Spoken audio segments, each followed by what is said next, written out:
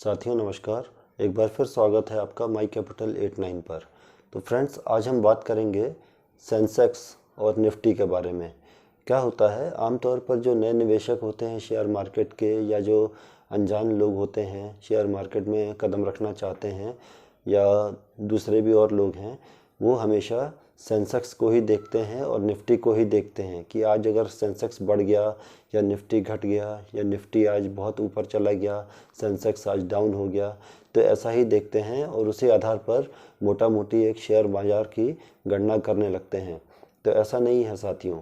असल में होता क्या है कि बॉम्बे स्टॉक एक्सचेंज में करीब करीब 5,000 कंपनियां लिस्टेड हैं भारत में, और नेशनल स्टॉक एक्सचेंज में करीब करीब 2,000 कंपनियां लिस्टेड हैं।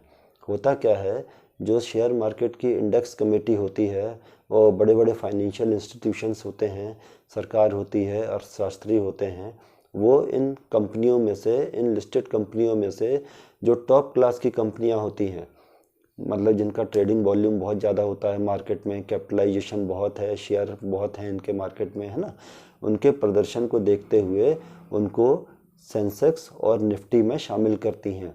तो निफ्टी में शेयर मार्केट की 50 कंपनियां होती हैं, है ना, और जो सेंसेक्स में शेयर मार्केट की जो सबसे उच्च गुणवत्ता वाली, उच्च प्रदर्शन वाली कंपनियां होती हैं 30, है ना। तो इसी कंपनियों का मिला करके निफ्टी और 50 बनता है और सेंसेक्स बनता है, ठीक है। तो ऐसा नहीं है कि आज आपने मान लीजिए किसी कंपनी में निवेश कर रखा है या निवेश करेंगे, तो अगर सेंसेक्स आज ऊपर है तो उस कंपनी का भाव भी ऊपर होगा जो कंपनी आपके पास है ना। और हो सकता है जिस कंपनी में आपने निवेश किया हुआ है, अगर आज निफ्टी बढ़ गया बहुत ज़्यादा, तो हो सकता है आपका शेयर भी बढ़ जाए। ऐसा नहीं होता। वो तो केवल जो 30 और 50 कंपनियां हैं निफ्टी और सेंसेक्स की, उसी को दर्शाता है, उसी का भाव दर्शाता है आमतौर पर।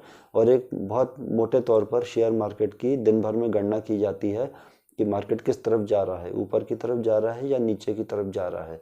उससे किसी एक पर्टिकुलर शेयर का, या जिसमें आपने निवेश कर रखा है, उसके भाव पर कोई इतना ज़्यादा फर्क नहीं पड़ता। तो हमेशा ध्यान रखें कि एक पर्टिकुलर शेयर जो आपने निवेश कर रखा है जिसमें, या फिर जिसमें निवेश करना चाहते हैं, उसी पर ध्यान रखें। आप अच्छी कंपनियों का स्टॉक लें, अच्छे शेयर में निवेश करें, अच्छे बिजनेस में निवेश करें, और निफ्टी और सेंसेक्स को उतना ज़्यादा देखने की ज़रूरत आपको नहीं है। आप केवल उस पर्टिकुलर शेयर का ही प्राइस देखें।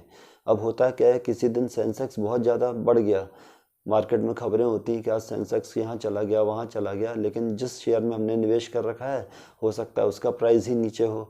या किसी दिन निफ्टी बहुत ज़्यादा नीचे चला गया, लेकिन हमारे पास जो शेयर है उसका प्राइस बहुत ज़्यादा ऊपर चला गया, लेकिन दूसरी तरफ निफ्टी बहुत डाउन दिखा रहा है। तो ऐसा नहीं है।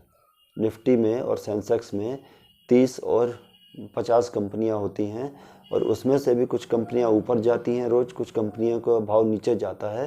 तो ज़रूरी नहीं है कि अगर सेंसेक्स बढ़ गया तो सभी कंपनियों का मार्केट कैप या शेयर प्राइस ऊपर जाएगा। यदि निफ्टी घट गया तो ज़रूरी नहीं है कि सभी कंपनियों का रेट नीचे जाएगा।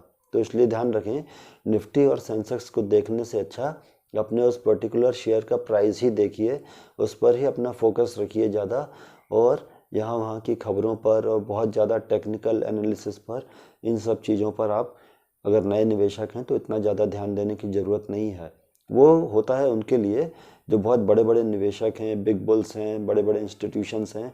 तो उनको एक बहुत बड़ा डाटा इकट्ठा करना पड़ता है कि देश में क्या हो रहा है, विदेश में क्या हो रहा है ना, कहाँ पे आरबीआई की कोई पॉलिसी आने वाली है, कैसा क्या है, पूरे उनको फंडामेंटल्स देखने पड़ते हैं, निफ्टी सेंसेक्स और ये सब देखना पड़ता है। लेकिन हम एक आम निवेशक हैं, अपनी छोटी सी पूंजी को एक शेयर में निवेश कर रहे हैं, या 2-4 शेयरों में निवेश कर रहे हैं, स्टॉक्स में निवेश कर रहे हैं, तो हमको इतना ज़्यादा इन टेक्निकल चीज़ों से दूर रहना चाहिए, और केवल अपना फोकस ये रखना चाहिए कि हम अच्छी कंपनियों के स्टॉक सिलेक्ट करें, अच्छी कंपनियों में निवेश करें, और उसके बाद बड़े शांतिमय तरीके से अपना जो है निवेश यात्रा को चालू रखें, अग्रसर रखें। तो इसलिए आइंदा ध्यान रखें कि सेंसेक्स और निफ्टी पर ध्यान देने से अच्छा कभी भी अपने एक पर्टिकुलर स्टॉक पर ही ध्यान दीजिए, अपने पर्टिकुलर शेयर पर ही ध्यान दीजिए, उसी में निवेशित रहिए, उसी में खरीद बिक्री करते चलिए, और उसको ही अच्छे से एवरेज बना करके अपनी निवेश यात्रा को अच्छे से आगे चलाते रहिए।